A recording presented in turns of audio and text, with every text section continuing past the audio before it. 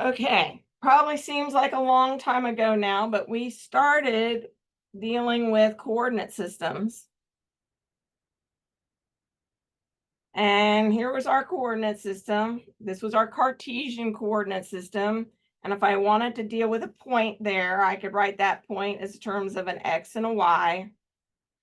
And we've been actually going back and forth with a lot of things because now we can actually write these as, if I have that point, I can use this as my R, the radius, and we have our angle. And we can go back and forth between our Cartesian coordinates and what we call polar coordinates.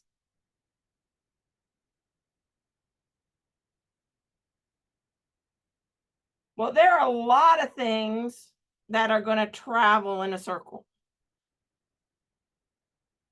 Okay, there are a lot of things that are going to travel in a circle.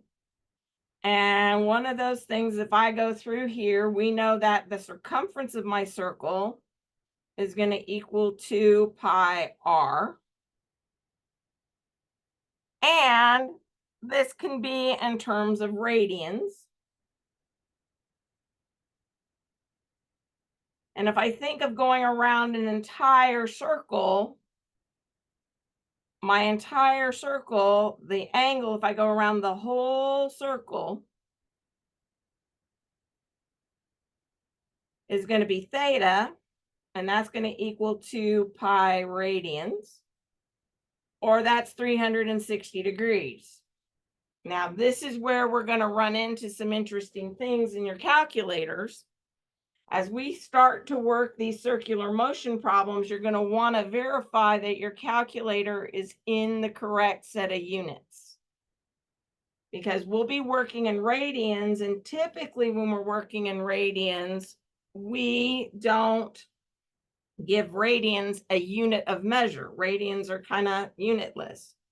So pi radians, if I do something that's pi radians, that's here. This is going to be pi radians, and pi radians is going to equal 180 degrees, and 2 pi radians is going to equal 360 degrees.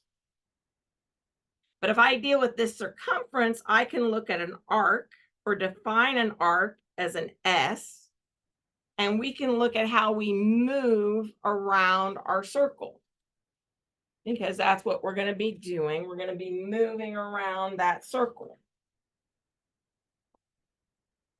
So if I do this, my angle can be defined as that circumference divided by the radius. So if I'm looking at my sweep, there's my sweep, here's my angle, and here's my radius.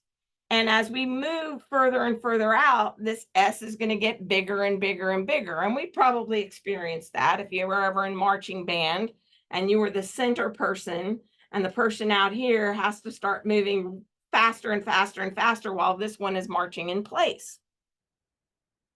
And this, we can say that this is our circumference arc.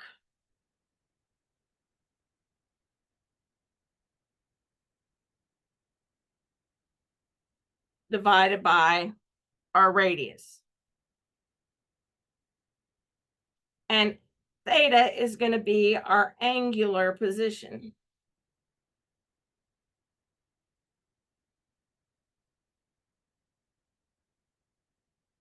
Theta is going to be our angular position. And just like what we've seen before, we know that displacement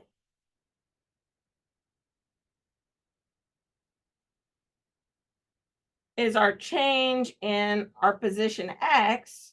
We can look at an angular displacement. If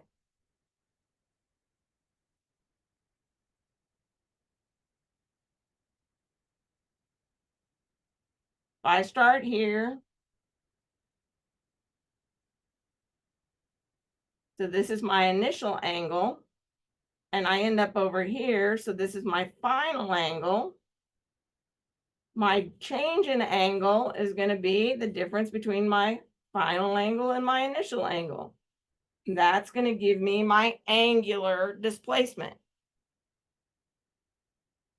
And just like what we saw from this, I can have a velocity is my change in displacement with respect to time.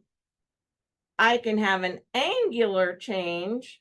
That's my change in my angle with respect to time. And this is going to be an omega. And this is going to be my angular velocity.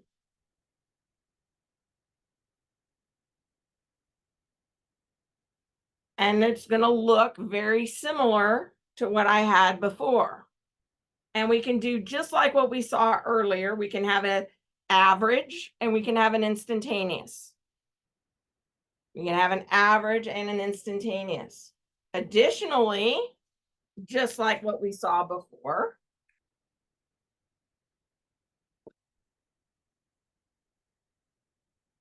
I can have a change in velocity with respect to time.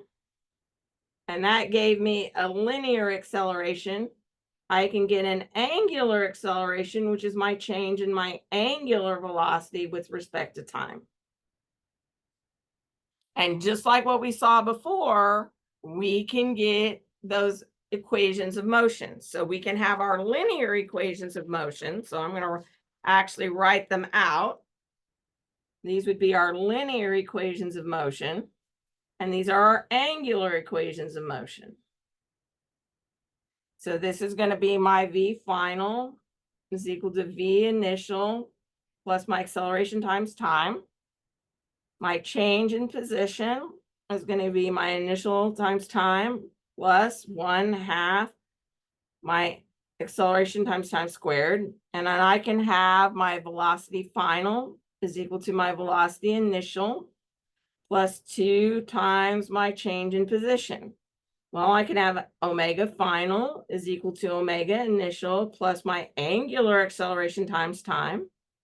My change in angle is going to equal my initial times time plus 1/2 my angular times time squared.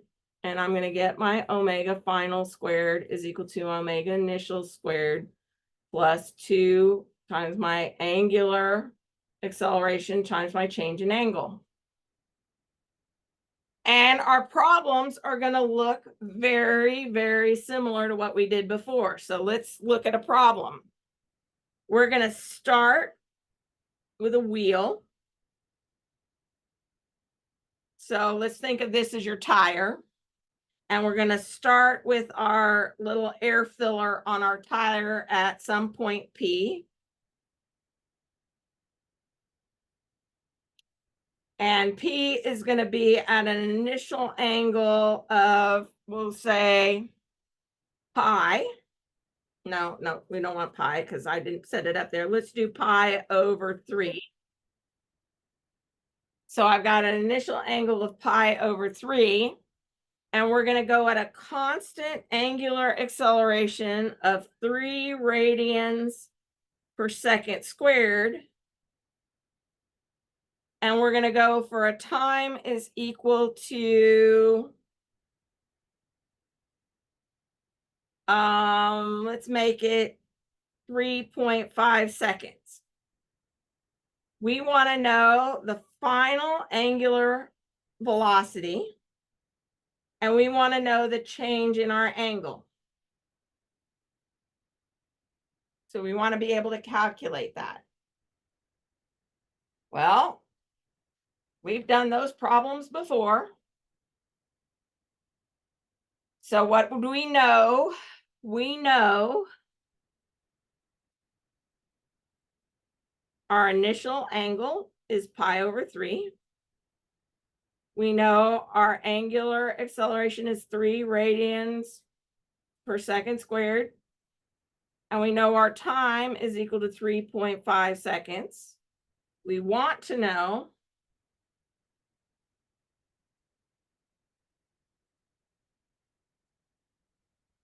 omega final and our change in angle. Well, omega final is equal to our omega initial plus alpha t. Even though we didn't say it, we're going to start at rest. So that'll get us that started. So that's radians per second. So omega final is just going to be our 3 times 3.5 seconds. And this is going to give us, and this one is in radians per second squared. So we're going to be in radians per second. So we're going to be good there.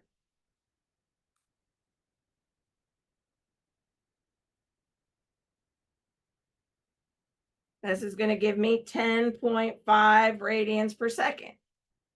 My change in angle is going to be 0 plus 1/2 our 3 radians per second squared times our time, which is 3.5 seconds, and that's squared. So that's going to be 3.5 times 3.5, because that's squared, times 3 divided by 2 gives me 18.4 radians.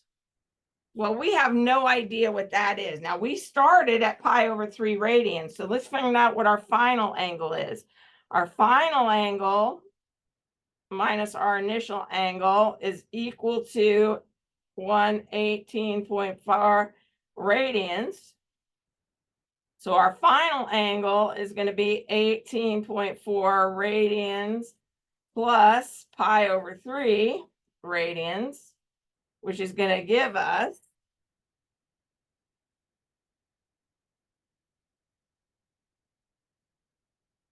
19.4 radians. But that doesn't really tell us a whole lot either, because we're not used to working in radians. So let's go back and let's see where that does. So we know that we traveled, so we started at pi over 3 radians.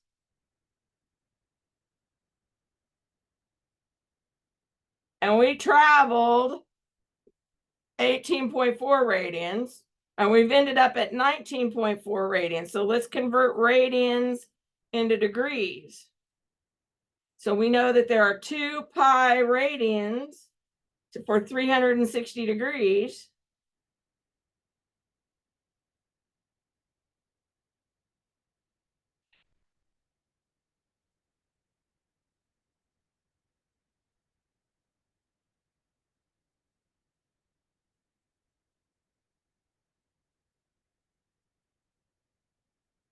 And we actually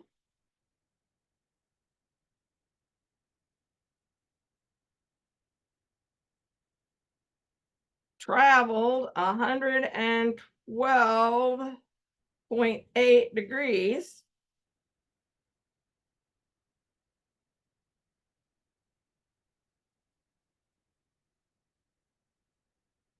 Or we went 3.1 times around.